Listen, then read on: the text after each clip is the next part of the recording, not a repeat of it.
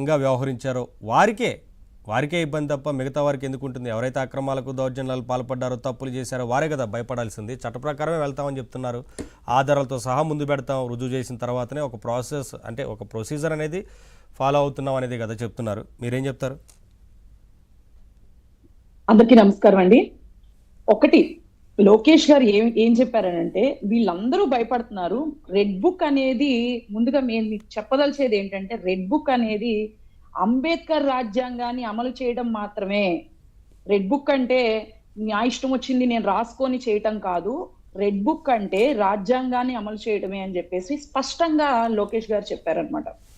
నిజంగానే మరి వాళ్ళకి ఎందుకండి అంత భయం? ముందుగానే ఒకడేమో పార్టీ నుంచి నేను రాజీనామా చేసేసానంటాడు, ఒకడేమో సోషల్ మీడియా బాధ్యతలకి నాకు సంబంధం లేదని మాట్లాడతాడు, ఇంకొకడేమో నాకు గుండెపోటు వచ్చిందని 10-15 రోజుల ముందే హాస్పిటల్లో వెళ్ళి జాయిన్ అవుతాడు. అలా ప్రతి ఒక్కళ్ళకి వీళ్ళు ఏ తప్పులు చేయకపోతే, ఇప్పుడు ఏ తప్పులు చేయని వాళ్ళని తీసుకెళ్లి ఎవరు అరెస్ట్ చేయట్లేదు కదా. ఆ రోజున మరి మేము ఏ తప్పులు చేయకుండా ఇలా ఏదో డిబేట్ లో కూర్చున్నామని, సోషల్ మీడియాలో ఏదో ఒక పోస్ట్ పెట్టామని, సోషల్ మీడియాలో ఏదో చిన్న ఒక వీడియో క్లిప్పింగ్ పెట్టామని చెప్పేసి ఆ రోజున అర్ధరాత్రులు సైతం కనీసం నైట్ డ్రెస్ లో ఉన్నారు ఆడవాళ్ళు అని కూడా చూడకుండా వచ్చి అర్ధరాత్రి 2-3 కూడా వచ్చి మా ఫోన్లు లాక్కొని అరెస్ట్ చేస్తున్న రోజులు ఉన్నాయి. మరి అప్పుడు తెలియదా వీళ్ళకి రాజ్యాంగం అంటే ఏంటి, ఎవరిని అరెస్ట్ చేయాలి, ఎందుకు అరెస్ట్ చేయాలి, అసలు వీళ్ళ ఫోన్లు ఎందుకు లాక్కోవాలి, వీళ్ళు మనకి ఏం చేశారు అనేది వీళ్ళకి తెలియదా? ఆ రోజున వీళ్ళు డైవర్షన్ రాజకీయాలు చేస్తూ ముందుకెళ్ళలేదా? ఆ రోజున వీళ్ళు ఏం కంపెనీలు తీసుకొచ్చారండి? నిజంగా జగన్మోహన్ రెడ్డి గారు ఈ రోజున వచ్చి మాట్లాడుతున్నారు, వాళ్ళు ఏం చేశారు, 6 సూపర్ 6 అన్నారు, ఆ సూపర్ 6 లో ఏమి ఇచ్చారు అని చెప్పి వీళ్ళు మాట్లాడుతున్నారు. మెగా డిఎస్సి ప్రకటించలేదా? రేపు జూన్ లో 16,400 దగ్గర 400 జాబులు రేపు జూన్ లో ఉపాధ్యాయులకు రిలీజ్ అవుతున్నాయి. మెగా డిఎస్సి రిలీజ్ చేయలేదా? పెన్షన్, వీళ్ళు పెన్షన్ తీసుకొచ్చామని మాట్లాడారు. ఆ రోజున పెన్షన్ 250 చొప్పున పెంచుకుంటూ వెళ్ళి లాస్ట్ లో ఎలక్షన్ వస్తుందనంగా ఇచ్చిన బాపతి వీళ్ళది.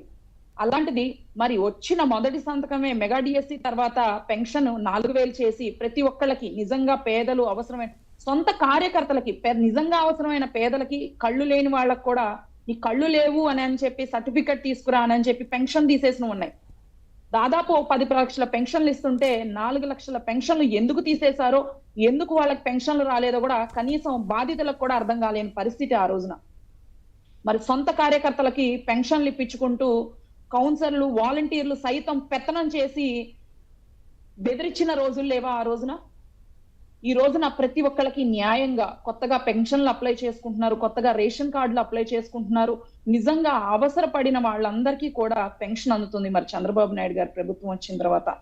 ఆ రోజున మీరు కంపెనీలు సైతం, ఒక అమర్ రాజా అయితేనేమి, హెచ్ఎస్బిసి అయితేనేమి, ఉన్న కంపెనీలు పక్క రాష్ట్రాలకి పారిపోయే విధంగా మీరు ఎన్నెన్ని దౌర్జన్యాలు చేశారో, ఎన్నెన్ని అరాచకాలు చేశారో ప్రతి ఒక్కళ్ళు చూస్తానే ఉన్నారు. యువతకి ఉద్యోగాలు కల్పించలేదు. మరి ఈ రోజున నారా లోకేష్ గారు నిన్న మహానాడు వేదికగా 20 లక్షల ఉద్యోగాలు మేము ప్రకటించాము, ఆ 21 లక్షల ఉద్యోగాల్ని మేము ప్రకటించిన విధంగానే యువతకి తీసుకొస్తామని చెప్పి మరి ఈ రోజు ఏమి తీసుకొచ్చారండి? టీసీఎస్ తీసుకొచ్చారు, రిలయన్స్ తీసుకొచ్చారు, ఇంకా చాలా ఉన్నాయి.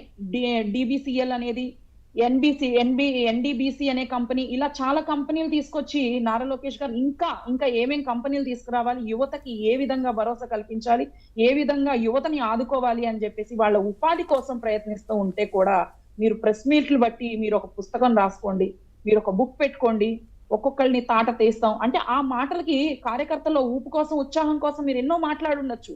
కానీ ఆ 151 సీట్లు వచ్చిన రోజు కూడా కనీసం కార్యకర్తలను పట్టించుకున్నారా? పేదలను పట్టించుకున్నారా? మహిళలను పట్టించుకున్నారా? యువతను పట్టించుకున్నారా? ఎవరిని పట్టించుకున్నారని? నిజంగా ఒక యువకుడు ఉత్సాహవంతుడు అని చెప్పేసి పాదయాత్రలో ఆయన ఏదో తిరిగి హామీలు ఇచ్చాడని చెప్పేసి పిచ్చిగా జనాలు ఓటేసి నిన్ను గెలిపిస్తే ప్రతి ఒక్కళ్ళని, బీసీలు అయితేనేమి, ఎస్సీలు అయితేనేమి, ఎస్టీలు అయితేనేమి, ప్రతి కులాన్ని నువ్వు బయటకు తీసుకొచ్చావు, ప్రతి కులాన్ని ఇబ్బంది పెట్టావు, ప్రతి ఒక్క వర్గాన్ని ఇబ్బంది పెట్టావు. ఏమి చేయలేదండి. వీళ్ళకి ఏమీ చేత కాదు. ప్రజలు అది తెలుసుకొనే ఒక ప్రతిపక్ష నాయకుడిగా కూడా జగన్మోహన్ రెడ్డిని నిలబెట్టడానికి ఇష్టపడక ప్రజలు కేవలం ఒక ఎమ్మెల్యేగా ఆయన అలా మిగిల్చేశారనమాట. ఇప్పటికీ కూడా వాళ్ళు కానీ, వాళ్ళ నాయకులు కానీ ఇప్పటికి కూడా వాళ్ళు చేసిన తప్పు వాళ్ళు సరిదిద్దుకోవాలి, ప్రజలకు ఏదైనా చేయాలి, వాళ్ళు చేస్తున్నారు కదా, నెక్స్ట్ మనం ఏం చేయాలి ఒకవేళ మనం గెలిస్తే అని ఆలోచించకుండా ఇంకా వాళ్ళు అది చేయలేదు ఇది చేయలేదు అని. దీపం పథకం తీసుకొచ్చారు, అందరికీ గ్యాస్ సిలిండర్లు అందుతున్నాయి.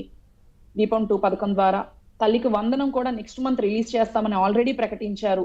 ఆగస్ట్ నుంచి ఉచిత బస్సు కూడా ఎలా అందించాలి ఉచిత బస్సు మహిళలకి అని చెప్పేసి ఆ ప్రణాళిక కూడా ప్రతి ఒక్కటి సిద్ధం చేస్తున్నారు. ఫండ్స్ లేవు, ఆదాయం లేదు, వీళ్ళలాగా లక్షల కోట్లు అప్పులు